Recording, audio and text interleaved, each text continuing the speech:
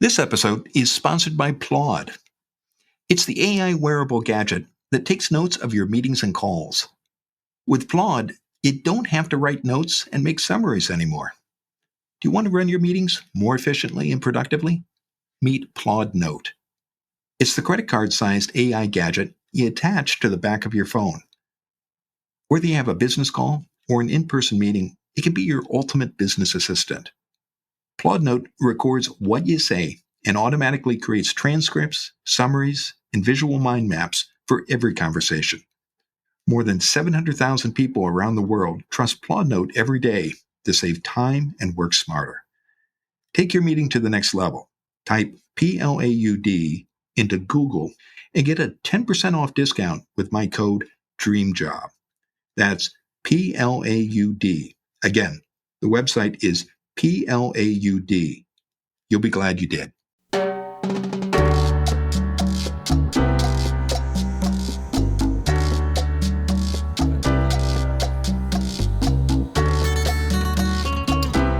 This is Find Your Dream Job, the podcast that helps you get hired, have the career you want, and make a difference in life. I'm your host, Mac Pritchard. I'm also the founder of Mac's List. It's a job board in the Pacific Northwest that helps you find a fulfilling career. Every Wednesday, I talk to a different expert about the tools you need to get the work you want. Many people begin a job search by sitting down at a computer, finding open positions, and sending out applications.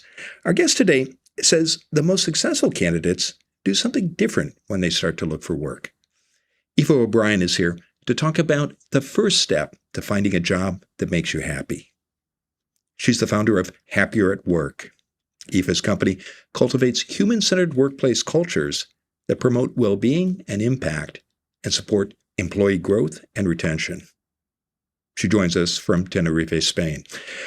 Well, today, Aoife, we're talking about the first step you should take when starting a job search. Before we turn to your recommendations, what, in your experience, is the first step that most job seekers take?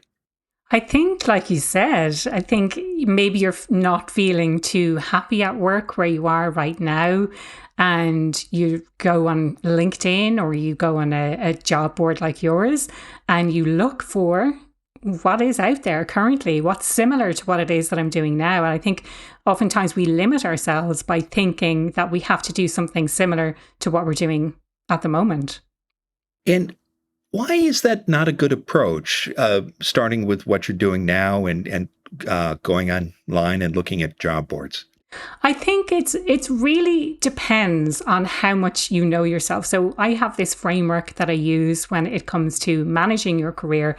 It's called the Know, Show, Grow framework. And the first step in that is know. And it's really about knowing yourself, really understanding what drives you. So, for example, if you're in a job right now and you're not really that happy, but you don't know why you're not happy, then how do you know that that next step that you take is going to be the one that actually makes you happy? If you don't know what's the source of your unhappiness or what's driving your current unhappiness, then you could just be stepping into a new role that is exactly the same and has all of the same issues that you're currently experiencing.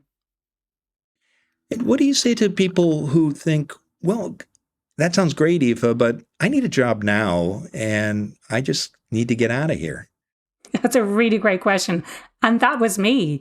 And if I'm perfectly honest, I left those situations immediately because I valued my health much more than I valued a paycheck. Essentially, I had enough saved that I was able to take a step away and earn and spend the savings that I had saved while I spent time traveling, while I spent time considering what my next move would be.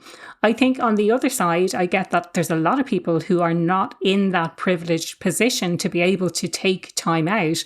And in that case, maybe for your own mental health, it is a case of just finding what's next.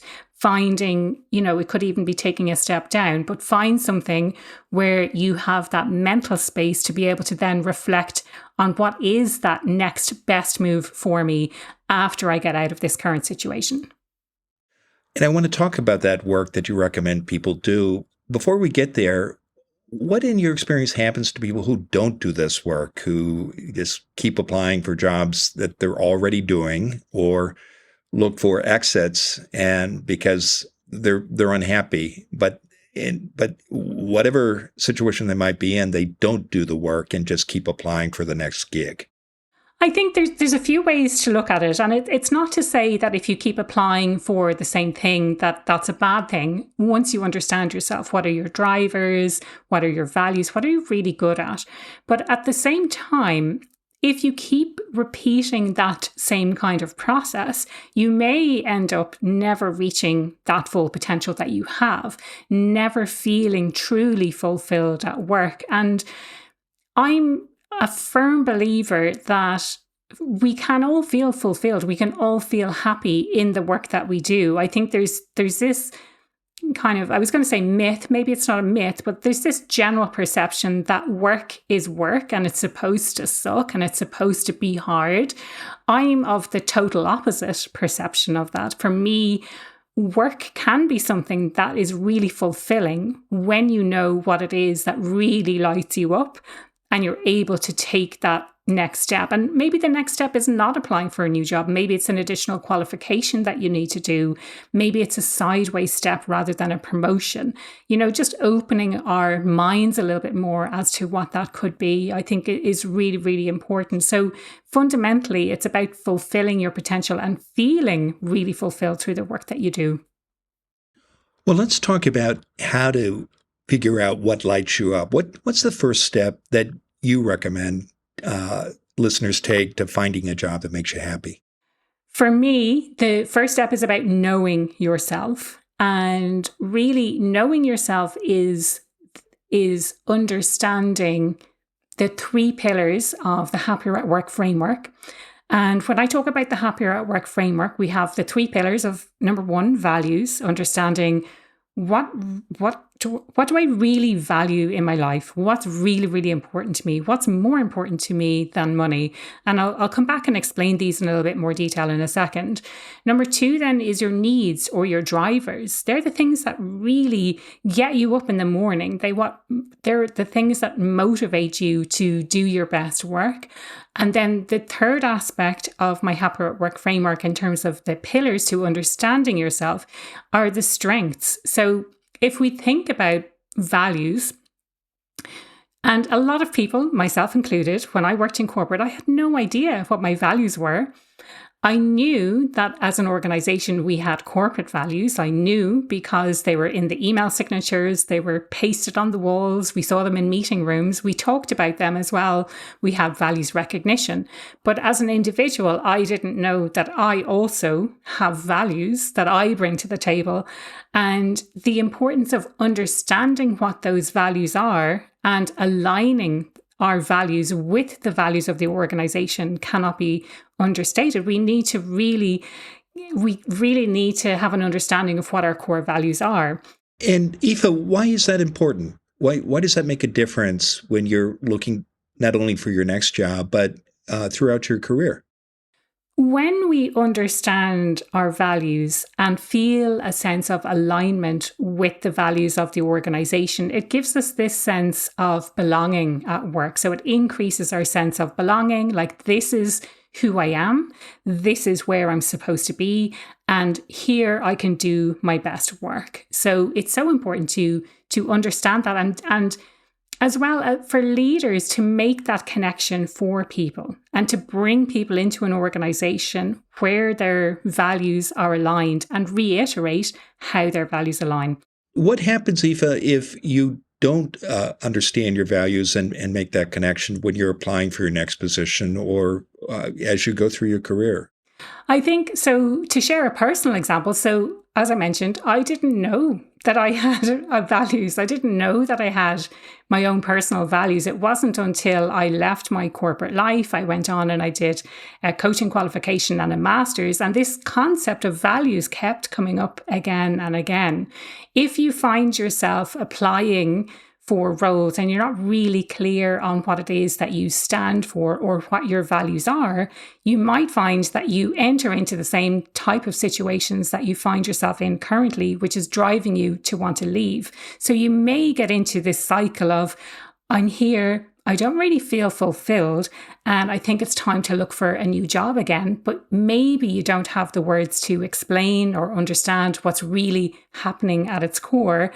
And it could be a misalignment with the values of the organization, or you're not really that clear on what you stand for or how you fit in to the structure of the organization. And the three pillars you mentioned a moment ago are values, needs, and strengths. Now, we've talked about values. Say more about needs. Aoife, what do you have in mind here? Why are they important, and how do they help you find a job that's going to make you happier at work? So again, needs are probably not something that we talk about at work very much at all, if at all. And it's something to really understand what your unmet needs are. So the more I research this, the more it's about understanding, where are my needs not currently being met? And so the part of the research that I did for my dissertation included this idea of need satisfaction at work in the form of a very fancy theory called self-determination theory. And I looked at these three universal needs that we all have: the need for autonomy, the need for relatedness, and the need for competence. So we'll take autonomy as an example of a need that we all have that needs to be satisfied at work. And it's not just about satisfying that need, it's about finding a balance. So, for example, I'm sure there's a lot of listeners here who've been micromanaged in their careers, in their roles previously. And I know I certainly have. So when you are micromanaged, you lose a sense of choice and control over what you do and how you do it. And you feel like you can't really do anything because you're constantly being watched. So you have too little autonomy. At the other end, we have too much autonomy. And that means we're being left to our own devices. We're not being given expectations or clear guidance. And we're left floundering and using a lot of energy trying to figure out what the priorities are in this role. And so being able to understand and articulate what our needs are and where our needs are not currently being met helps us to be happier in the role that we're currently doing, but also helps us with the language to understand, if I'm taking on this new role, where do I need to make sure that my needs are being met in this next role? And again, similar to values, we don't necessarily have the language to explain exactly what's going on for us because we've never been told about these things called needs that we all have. And so it helps us with that language and having a better understanding of ourselves and what it is that we're really seeking out from the role that we're looking for. Okay, let's pause there. We're going to take a break. Stay with us. When we return, we'll continue our conversation with Aoife O'Brien about the first step you need to take to find a job that's going to make you happier at work.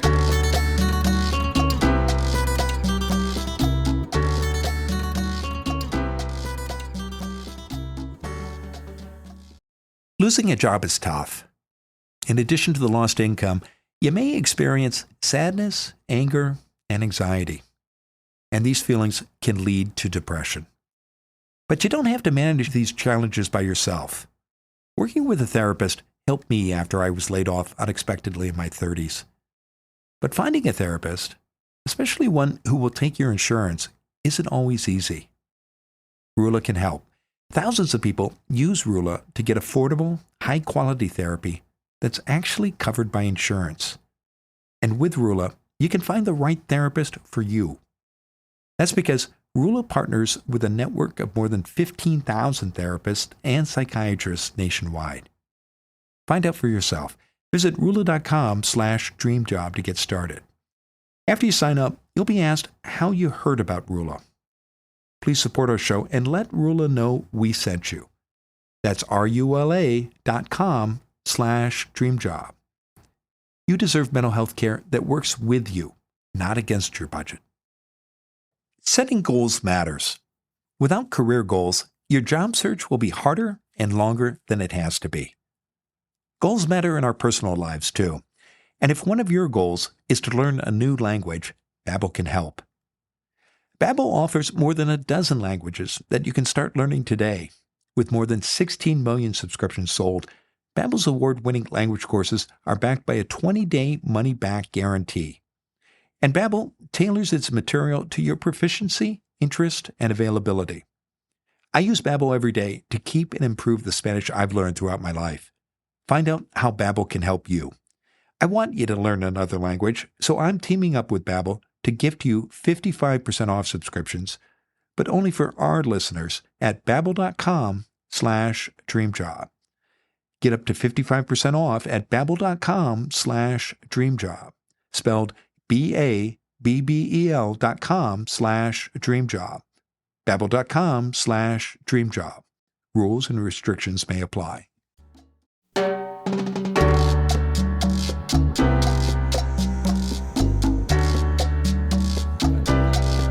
We're back in the Maxlist studio. I'm talking with Aoife O'Brien. She's the founder of Happier at Work. Aoife's company cultivates human-centered workplace cultures that promote well-being and impact and support employee growth and retention. And she joins us from Tenerife in Spain. Now, Aoife, before the break, we were talking about the first step to finding a job that makes you happy.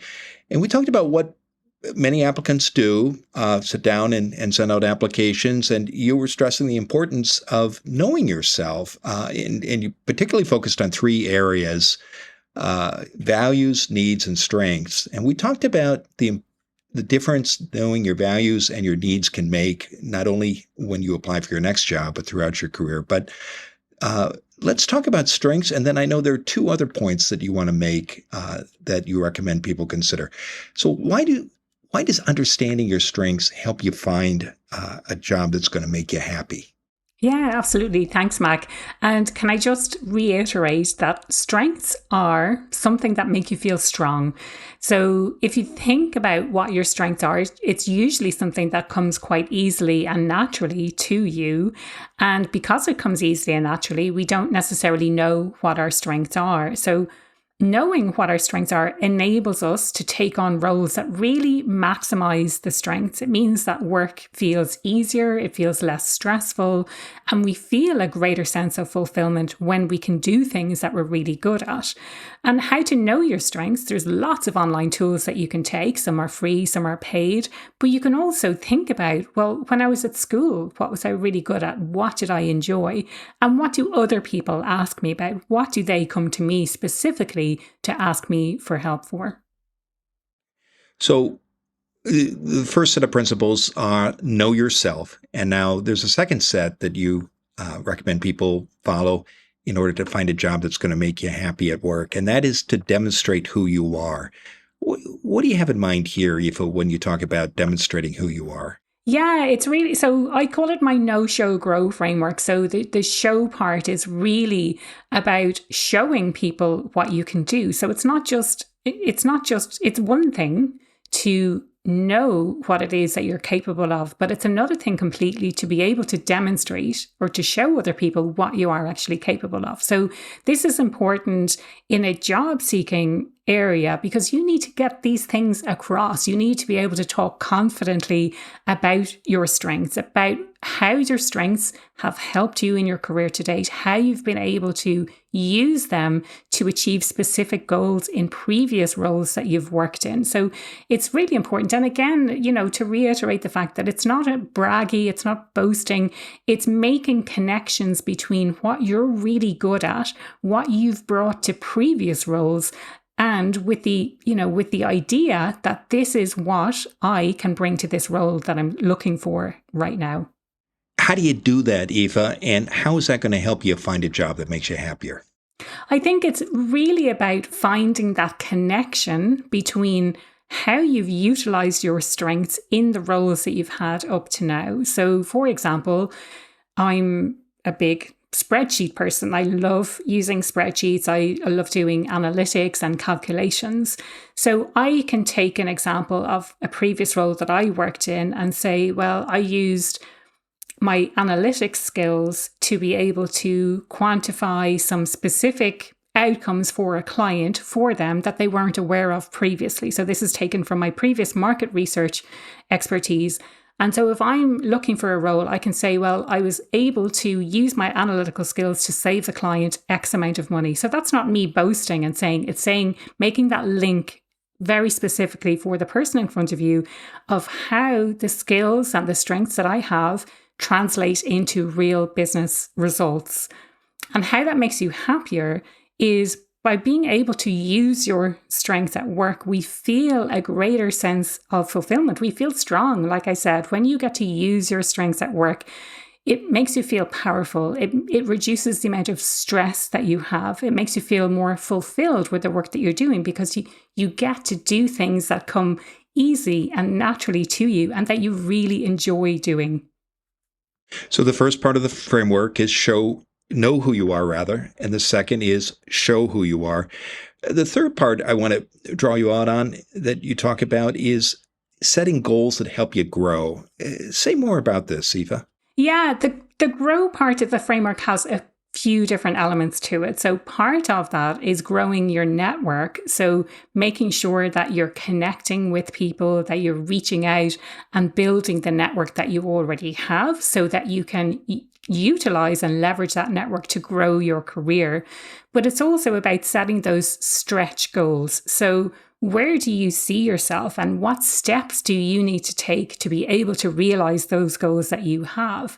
And I think for a long time, for me personally, what I very much focused on was what's the next level in this current organization? Or if I were to move roles, what does that next level look like for me? And I very much limited myself because I was focused on this ladder and climbing up the ladder without the consideration that actually if I took an adjacent role, if I made a lateral move, this might be another way to explore a different type of career to gain more experience, which will be really beneficial for me as I progress through my career, having had experience, for example, in client service roles as well as in operations roles, rather than limiting myself by saying I'm only going to stay within this type of role. Many listeners might struggle with setting goals, especially in a job search and in a career. What's your best advice, Aoife, for people who are having trouble setting job search goals? What have you seen work in your coaching practice? Yeah, I mean, there's a couple of different things. There's different tools that you can use for goal setting.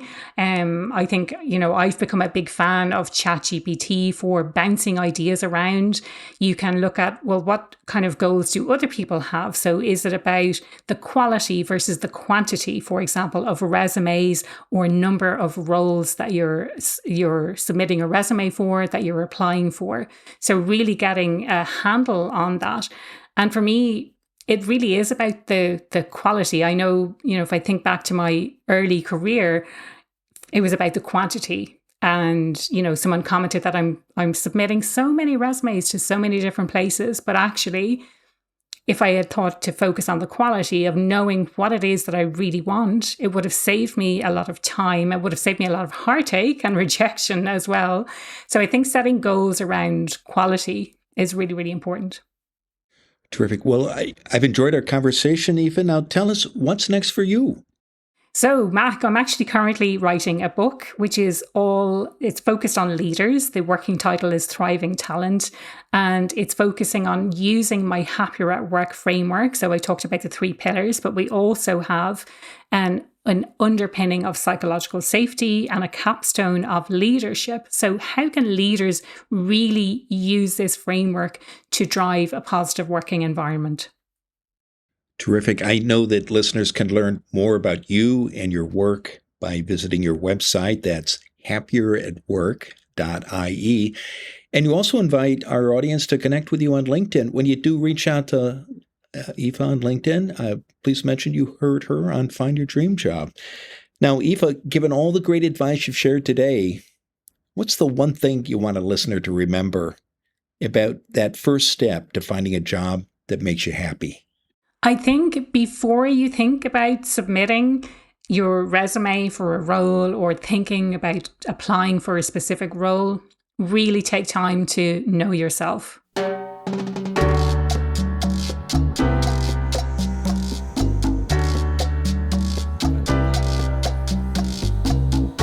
Next week, our guest will be Maher Mardoyan. He's a career coach who helps early to mid-level professionals find jobs faster. Maher also hosts the career advice podcast, Crack the Hiring Code, Get Hired. A job search can feel overwhelming, especially in the beginning. You know you want to use your time well, but you're unsure about what works well and what doesn't. Join us next Wednesday when Maher Mardoyan and I talk about 7 strategies to start your job search. Until next time, thanks for letting us help you find your dream job. This show is produced by Max List. Susan Thornton Huff schedules our guests and writes our newsletter. Lisa Kislenberry Anderson manages our social media. Our sound engineer and editor is Matt Biarillo. Our music is by Freddie Trujillo. This is Mac Pritchard. See you next week.